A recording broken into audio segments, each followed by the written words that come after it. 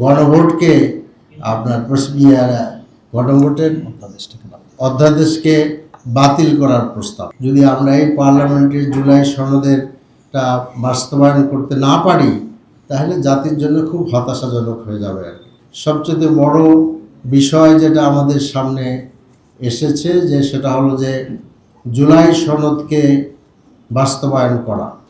আমরা দেখেছি যে প্রথম দিন থেকেই একটা ভিন্ন দিকে সরকারি দল হাঁটা শুরু করেছেন। তারা জুলাই সনদের জন্য যে সংস্কার পরিষদ সেখানে তারা শপথ নেননি এবং এখনও বিভিন্ন আলোচনা এবং অলরেডি একটা প্রস্তাব তারা নিয়ে আসবেন যেটা হলো আপনার এই গণভোটকে আপনার গণভোটের অধ্যাদেশকে বাতিল করার প্রস্তাব। এই সমস্ত বিষয় আসছে, এগুলো নিয়ে আমরা আলোচনা করছি। This is very very important, কারণ এত রক্ত, এত আপনার আহত লোকের মানে মিছিল আমাদের সামনে আছে। এত কিছুর পরে যদি আমরা এই পার্লামেন্টের জুলাই সনদেরটা বাস্তবায়ন করতে না পারি তাহলে জাতির জন্য খুব হতাশাজনক হয়ে যাবে। আর তো এসব বিষয়ে আলোচনা হয়েছে এবং আমরা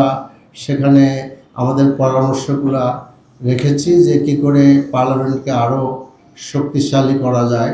এবং এখানে মূল কথা হলো যে আরেকটি ইম্পর্টেন্ট কথা হলো যে পার্লামেন্টের বিভিন্ন যে কমিটি আছে জুলাই সনদের এসেন্স অনুযায়ী সে সমস্ত কমিটিতে অনেকগুলাতেই বিরোধী দলের লোকেরাই হেড করবেন, সেটা এখনও বাস্তবায়ন হয় নাই। এটা আমাদেরকে দেখতে হবে, যদি এটা না হয় তো সেখানে একটা ব্যত্যয় ঘটবে। এরপর একটা বিষয় আছে যে আমরা যে সমস্ত প্রপোজাল দিচ্ছি বা কোশ্চেন রেজ করব সেই সব কোশ্চেন পার্লামেন্টে পেশ করা বা উত্তর দেওয়াটা টোটালি নির্ভর করতেছে সরকারি দলের উপরে।